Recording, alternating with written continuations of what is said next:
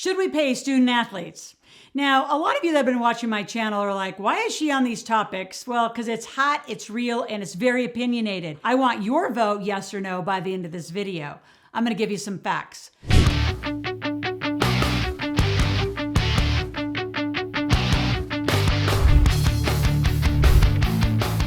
So, what I want to talk about specifically are three things. I want to talk about how athletes can be paid, right? That'll be pretty quick. I want to talk about this big NIL conversation that's out there, very controversial. And I want to end with where to put the money. And again, I'm a huge fan of doing it right and having a great financial foundation that you can have generational wealth with this opportunity, because you are given an opportunity. For some of you athletes, you've been given an amazing God gift skill. And for you to make a lot of money and then blow it, which is what 97% is the statistic, I'm just going to call that irresponsible or lack of knowledge, somewhere in between.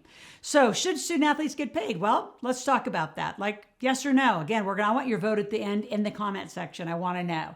So a lot of people say yes. Let's go to the yes side. We'll go to the no side. So should they be paid? So for example, the NCAA in 2021 made $1.6 billion plus on athletes, on sports. So there's anywhere between, 12, 17 plus sports at a university at any time. So we're not talking just about football, baseball, or basketball, which are kind of the big ones, or women's volleyball. We're talking about all of them. So how athletes can be paid is, well, they can start a company on the side, which is a huge, huge advocacy that I have, right? They all have great skills. I love when student athletes on their off season do training camps. I have student athletes that are doing nutrition journals, personal training. They're doing very specific sports, speed training, jumping training.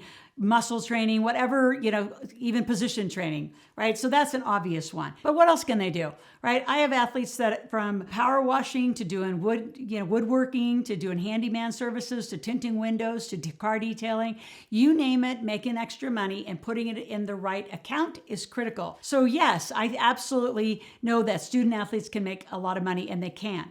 With NIL, name, image, and likeness, I gotta say I'm a fan. So I'm in the yes category, because I think that the universities have made money on these students and they've been treated well. Yes, they got an education for sure. And I want to highlight that. I want to put that at the height. My son needed to go to school because he's on his way to becoming a CPA to get an accounting and finance degree. Do I think everyone should go to school? I have videos about that. You can check out my opinion about that in a different YouTube video.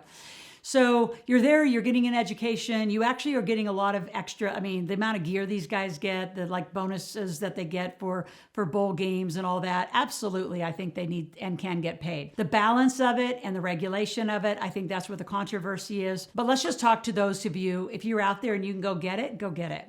There's agencies that can help you. You can go to nilsolutions.com. A partner and I from Georgia Southern football team are starting that. We'll tell you more about how we can help you in a couple different categories of that, but not all of that. We're just going to supplement really the foundation of it. But NIL for all of you, get out on social media, build yourself a brand. So whether you go pro or you end up going into just getting a job, or you start a company somewhere, all of this money is going to matter, and your name matters. Right? So your name, image, and likeness, you start it in high school for some of you, college, definitely as you go pro. That's up to you how big and how wide you want it to go. And there's certain schools, there's certain towns and universities that are being supported by their local businesses by giving, athletes vehicles at a discount. I know one school that is actually giving them a vehicle to lease during their season, and then they have an opportunity to buy it at a discount, but they're not giving it to them. I also know that a lot of the NIL contracts, because if you get injured and now they put you on an annual contract, they're going monthly. So there's a lot you have to think about. And let's talk about the big one. Where do you put your money? NIL money and extra money needs to go into the proper entity. Now, do not run out to those online companies and just go to the .com to get a cheap entity, because you're not going to have the right advice. In fact, it's going to cost you more. I can prove that over 20 years. So we have specialists that will actually talk to you and your family. What state are you in? How are you making money? Who's paying you? How's the money coming to you? What bank account should you put it in? Do you plan on traveling a lot? There's so many questions. It's not just to go to I call it the $99 store and get a $99 LLC, because that's the simplest thing to do. You want to have the right paperwork to open bank accounts, corporate resolutions, corporate compliance, and worse, to really talk to somebody. You call in and you get an on-call lawyer for $250 to $500, and they're going to give you casual advice.